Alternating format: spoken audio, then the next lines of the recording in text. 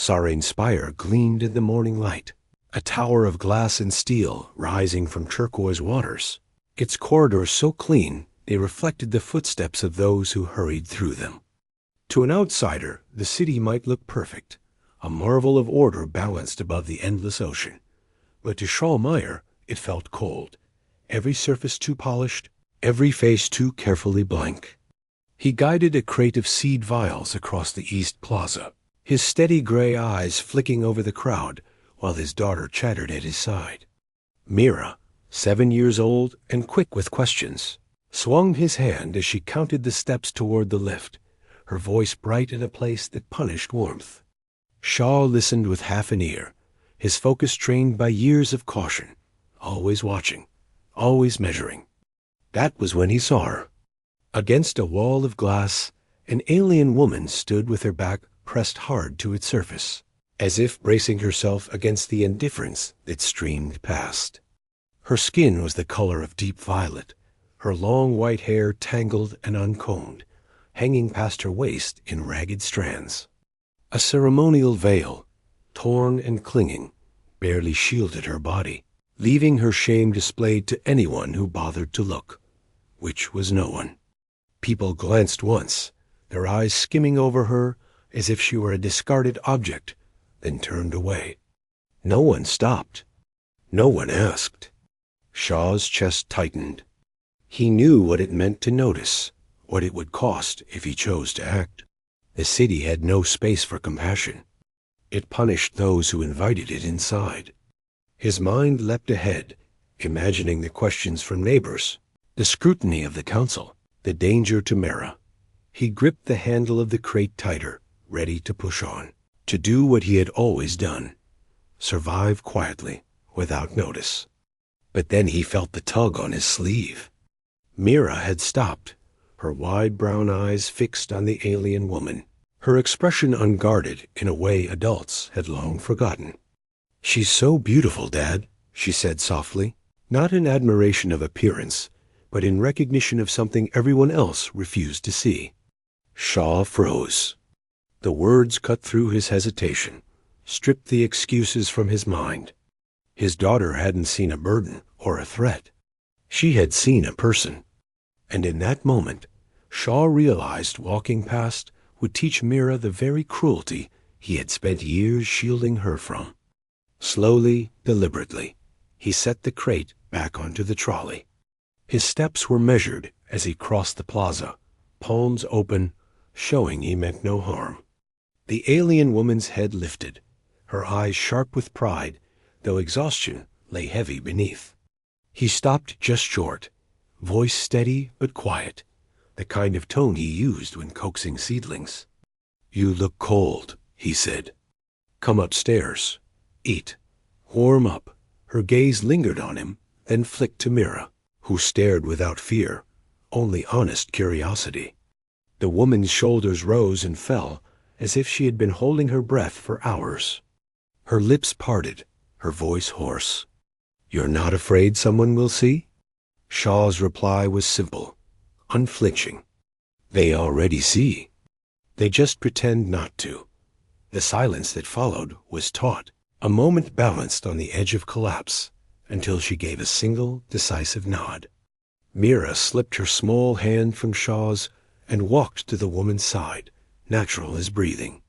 The alien stiffened at the touch, then eased, a fraction of tension leaving her frame. Shaw said nothing, only turned his trolley toward the lift, leading them forward with the steadiness of a man who knew a choice had been made, and that nothing about their lives would ever be quiet again. The apartment was small, level 92, its door sliding open on a single room, washed in pale light from a wide window that overlooked the restless sea. Shaw guided the crate inside, set it against the wall, and turned just as the alien woman stepped through the threshold, her body tense as if expecting betrayal in every shadow.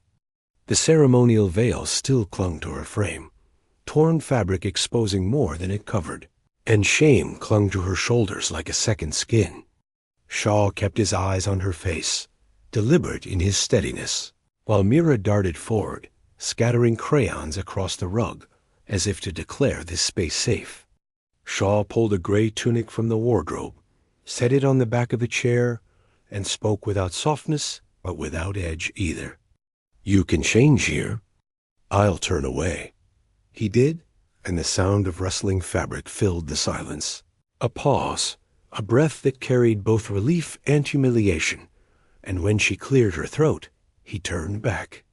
The tunic hung loose on her tall frame, draping across her thighs, her white hair spilling over the shoulders of the garment. The veil, folded neatly on the chair, looked smaller now, nothing but rags. She stood straighter, still proud even in borrowed clothes. Shaw felt the weight of her presence pressing against the modest dimensions of his life, and he knew she could feel him noticing.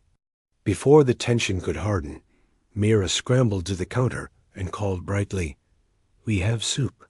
Varin root. Dad makes it thick." Shaw moved to the two-burner, set water to boil, stirred in the paste until the earthy scent filled the room. He ladled 3 bowls and set them at the table, one before each of them. Arashi gave the name quietly when asked, sat stiff, jaw locked, fingers trembling as she lifted the spoon. Pride fought hunger in every motion, but when the broth touched her lips, she closed her eyes and exhaled as if the heat reached places deeper than her chest.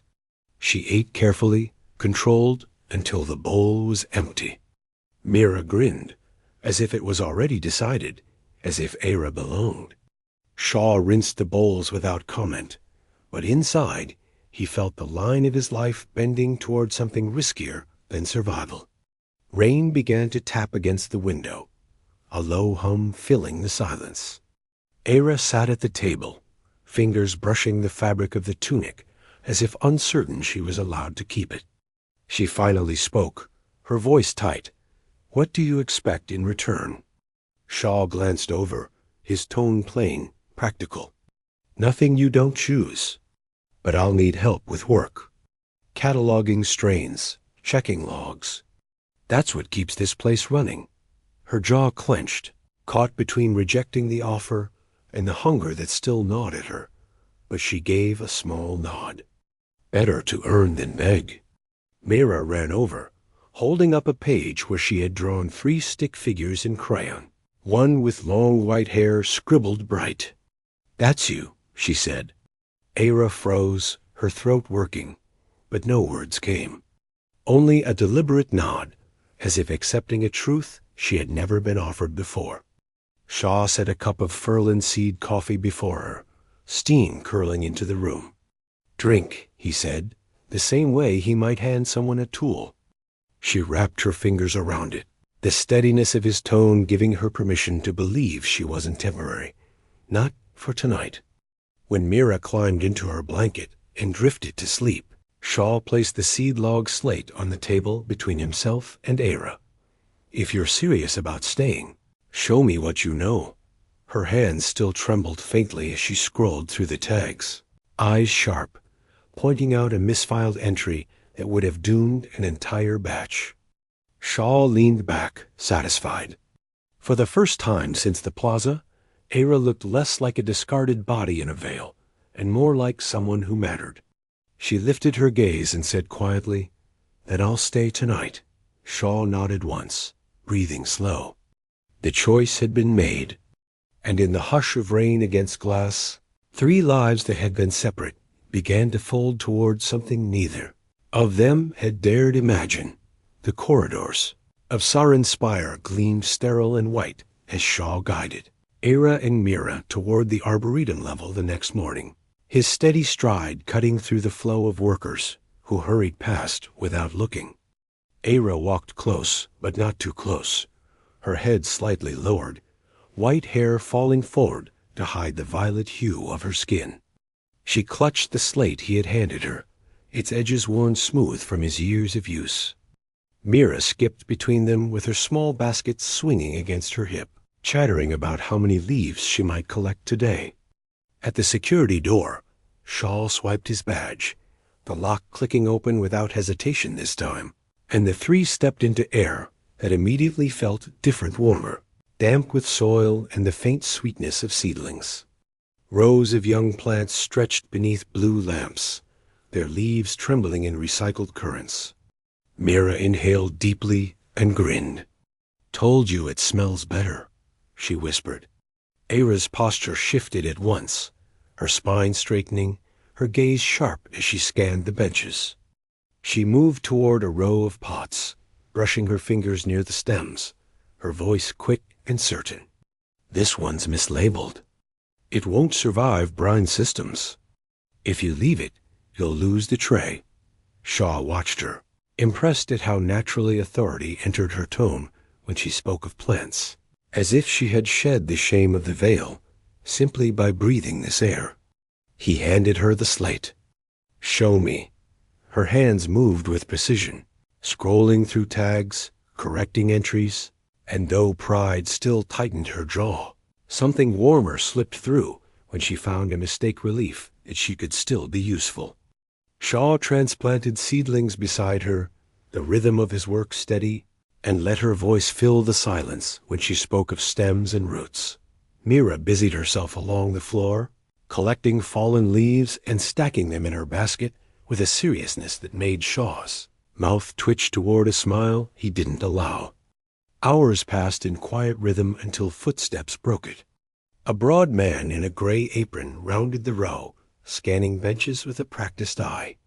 He stopped near Shaw, his expression half accusatory. "You're moving faster than usual." His gaze slid toward Era, lingering with suspicion. Shaw didn't hesitate. "Contracted through me," he said, his tone even practical. "She knows the strains." "Saves time." The man studied the corrected tags on the slate, grunted, and gave a curt nod. "Keep it efficient." He moved on without another word. Era exhaled sharply, realizing she'd been holding her breath, her hands trembling faintly against the slate. Shaw caught her eye and gave a subtle nod, a wordless assurance that this was how survival worked here. Direct, simple, no apologies. The rest of the day unfolded in steady work. Era corrected 3 more mislabeled strains with growing confidence. Shaw transplanted trays until his hands ached, and Mira filled her basket twice, grinning with pride at her contribution. When the midday bell chimed, they sat together on a bench at the far end of the rows, sharing bread and curd from Shaw's satchel, the kind of modest meal that tasted stronger because it was eaten without fear. Era sat stiff at first, chewing slowly, but when Mira leaned against her side without hesitation, she didn't pull away. She only looked across at Shaw, as if asking silently if this fragile rhythm could hold. Shaw returned the gaze without, flinching, steady as the soil beneath the seedlings, and answered in his plain voice, "If you're willing to keep working, it will." For a heartbeat, the guarded lines of Era's face softened, and in the damp, humming air of the arboretum, it felt like the first roots of something that might actually grow. Evening shadows stretched long across. Level 92, when Shaw returned with Era and Mira, the satchel heavy on his shoulder, the girl skipping ahead with her basket. The hallway smelled faintly of salt from the storm still pressing against the spire's pylons, but the air inside the apartment was warm with grain and herbs. Shaw had just set the satchel on the counter when a sharp knock rattled the door. He froze, every instinct taut. Mira looked up, wide-eyed, and Era stiffened, her hand tightening around the slate she still carried. Shaw opened the door with deliberate calm. A steward in dark uniform stood there, expression clipped, a slate in his hand. "Badge anomalies," he said flatly. "You accessed the lift with override codes earlier this week. That will be explained." His eyes flicked past Shaw and landed on Era, who stood half in shadow, her white hair impossible to hide. The steward's mouth tightened, suspicion coiling. "And this?" Shaw felt Era's posture tighten, the air around her bristling with the shame of being seen. Mira darted forward before Shaw could answer, holding up her basket as if it were proof. "She helps us with plants," the child said brightly. "She's part of our family now." The words hung in the air, innocent and undeniable, and for an instant Shaw thought the steward might sneer or push past. Instead, Shaw stepped forward, filling the doorway with his broad shoulders, his tone even but edged with iron. "She's contracted through me. My work logs will show efficiency gains. You want the seedlings to survive. You let her stay." The steward's eyes narrowed, measuring him, then flicked back to the corridor where other doors stayed firmly shut. No neighbors came to watch. No one wanted trouble. After a long silence, the steward tapped his slate, muttered, "Keep it efficient," and walked away. The door slid shut with a final hiss. Era exhaled, her chest rising as if she had been holding back collapse. Shaw turned, his expression steady, but his voice quieter, meant for her alone. "This is how it works here. They don't care about stories, only results. As long as the work holds, so do you." She stared at him, searching his face for cracks, for hidden cost. "You risked more than me," she whispered, her voice raw. "Why?" Shaw's gaze flicked to Mira, who had already settled on the rug with her crayons, humming as if nothing dangerous had just brushed their door. "Because she spoke in the plaza," he said simply. "And because I chose to." Era's throat tightened at the words, her pride colliding with a relief so sharp it almost hurt. She turned her eyes away, but her shoulders eased against the back of the chair. For Shaw, the danger had just become real, the safe wall of anonymity cracked. But for the first time, he found he didn't mind. The city could watch or ignore, as it pleased.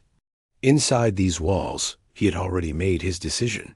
The storm came in hard that night, rain hammering against the high windows, wind shuddering, the glass corridors as if the ocean itself wanted to climb the spire and sweep it clean.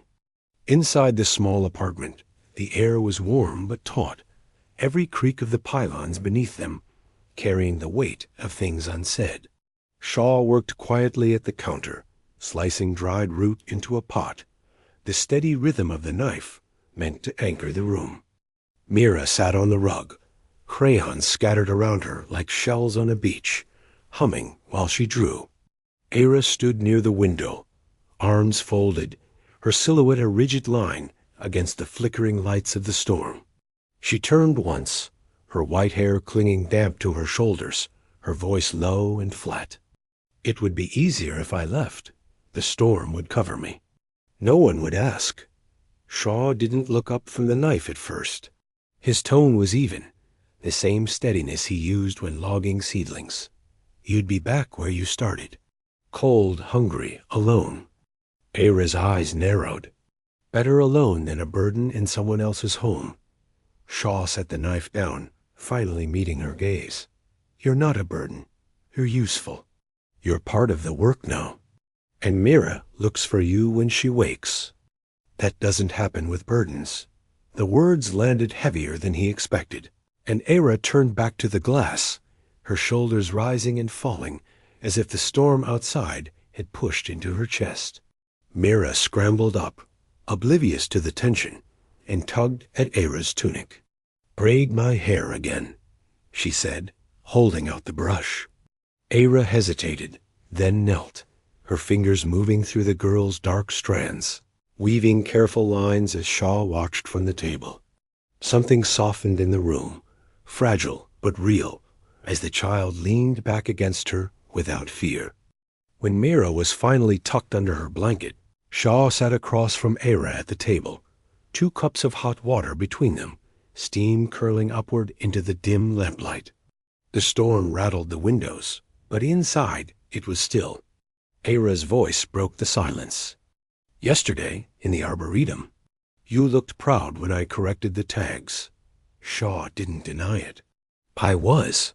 You saw what I missed. That matters." She studied him carefully, suspicion flickering like a shield she wasn't ready to drop. "You don't think I'm just here because of her?" His gray eyes didn't waver. "Mira saw you first. That's true. But I chose to keep you here. That was mine." Her breath caught, a tremor running through her hands as she wrapped them tighter around the cup. For the first time since stepping into his home, she let herself believe she wasn't just an accident of kindness, but a decision. The storm roared louder, waves pounding the pylons, and Shaw's calm voice carried across it like a solid anchor. Stay tonight, stay tomorrow. After that, it's still your choice. But know this, I won't walk past you again. Aira closed her eyes briefly, the words striking deeper than she wanted to admit. When she opened them, her pride and fear had not vanished, but something else had taken root beneath them. Slowly, deliberately, she nodded. Then I'll stay. Not because of the storm, because I choose it. Shaw inclined his head once, accepting the weight of her answer without flourish. For him, that was enough. For her, it was everything. And in that storm-shaken night, the line between survival and belonging blurred into something new, something neither of them could turn away from anymore. The storm broke at dawn, leaving the sky pale and clean, the ocean below flattened into a wide sheet of silver. Sunlight slid through the glass walls of Sarin Spire, spilling across Shaw's apartment as if the city itself had been scrubbed new. Shaw was already awake, seated at the table with the seed log slate open before him, his gray eyes steady as he scrolled through updates. The room smelled faintly of grain simmering on the stove. Mira stirred on her blanket, her hair tangled, her small body curled around the stuffed toy she never slept without. Aira rose last from the mat Shaw had laid out for her. She moved slowly, her white hair loose across her shoulders, the plain tunic she had chosen at the market brushing her thighs. For a moment she lingered at the threshold, her gaze on the child breathing softly under the blanket, before crossing into the kitchen where Shaw set out 3 bowls. She took the cup of hot water he poured her, fingers wrapping around it as if anchoring herself. If I stay, what am I to you? She asked quietly, her voice carrying the edge of someone bracing for rejection. Shaw set down the ladle, met her eyes without hesitation. Not a guest. Not a burden. You're part of this family now. The words landed heavy, too sharp to dismiss, and Aira's throat tightened. She looked away, blinking hard, but a small hand crept into hers before she could retreat. Mira had risen and padded silently to her side, her wide brown eyes shining with something purer than any council decree. Then you're my mom, the child said simply. The word struck Aira harder than cruelty ever had, breaking open a dam she had held sealed for years. Tears welled before she could stop them. She covered her face with her free hand, ashamed of the weakness, but Shaw reached across the table and pulled it gently away, forcing her to meet his gaze. He didn't smile, didn't soften. He only repeated the truth. Stay, the choice is yours. But if you do, it's for real. Aira's shoulders trembled, caught between fear and the staggering weight of being seen. Her eyes shifted from Shaw to Mira, to the modest apartment with its dented kettle, its jars of herbs, its window overlooking the endless sea. It was not luxury, but it was steady. It was honest. Her voice broke as she whispered, I'll stay. Not for a night. Not until I'm afraid again. I'll stay because I choose it. Shaw's hand tightened around hers, a silent vow. Mira climbed into Aira's lap and wrapped her arms around her neck, and Aira held her close, feeling the child's warmth anchor her in a way no counsel, no veil, no ceremony ever had. That evening, after a day of steady work in the arboretum, the 3 of them walked the roof walk together. Vendors lined the path with seed cakes and steaming cups. The ocean stretched endless and calm, and the wind lifted a cheap paper kite Shaw had bought for Mira. She laughed and shouted as it soared, and Aira laughed too, unguarded for the first time. Her voice carried high into the salt air.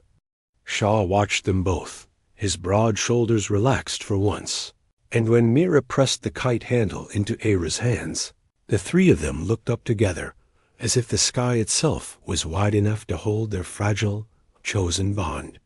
The city around them still refused to see, but inside their small circle, the truth was undeniable. They were not strangers stitched by circumstance. They were a family complete, chosen, and final. Weeks passed, and the rhythm of three became something unshakable, woven into the sterile hum of Saren's spire like a hidden thread of warmth. Shah woke early, as he always had, setting water to boil and reviewing strain logs before the city stirred. Era rose soon after, her hair braided back by her own hand, the slate always within reach. Mira stumbled from her blanket with sleep-heavy eyes, clutching her toy before climbing onto her stool to wait for breakfast. What had begun as an act of mercy in a cold plaza had settled into routine, and in a city that punished kindness, routine was its own defiance. They worked together in the arboretum, Shaw steady at the benches transplanting seedlings, Era quick to spot mislabeled tags or weak stems, Mira collecting fallen leaves with solemn pride.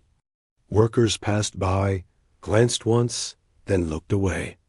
No questions, no whispers. Efficiency spoke louder than suspicion. But tension still lingered in the background, waiting for its chance to press. One morning it came in the form of a council inspector, a thin woman in a black uniform, whose eyes were sharp enough to cut glass. She stopped Shaw at the far end of the arboretum, her gaze sliding to Era, where she stood over a row of trays. "This one is not logged," the inspector said coldly. "She does not appear in the contract rules."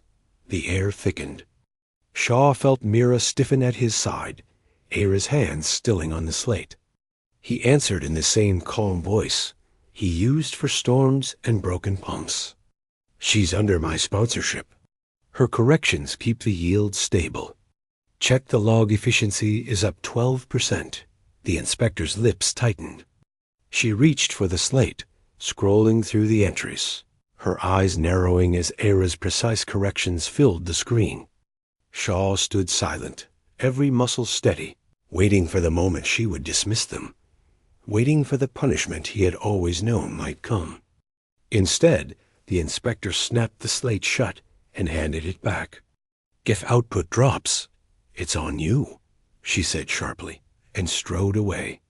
Era let out a slow breath, her shoulders trembling despite the pride in her posture. Shaw turned to her, his voice low. "You just proved what I already knew. You're not a burden. You're the reason this place runs better than before." She stared at him, words caught behind the wall of habit, until Mira broke through with her blunt honesty. "See? That means you can't leave. We'd all be slower without you." For the first time, Era laughed in front of the seedlings, the sound quick and startled, but real. That evening on the roof walk, with the ocean stretching silver under the setting sun, the three of them sat close on a bench, while Mira clutched the kite string. Era leaned against Shaw's shoulder without thinking, her body no longer braced for rejection, and he let his arm rest lightly across her back. The council might one day demand answers. Neighbors might one day whisper too loudly, but in that moment, none of it mattered. Against a city that thrived on silence and indifference, they had chosen each other, and that choice was louder than any law. Mira looked up at them, her smile easy and certain, and said what none of them needed to ask anymore. "We're a family." And this time, Era didn't flinch at the word.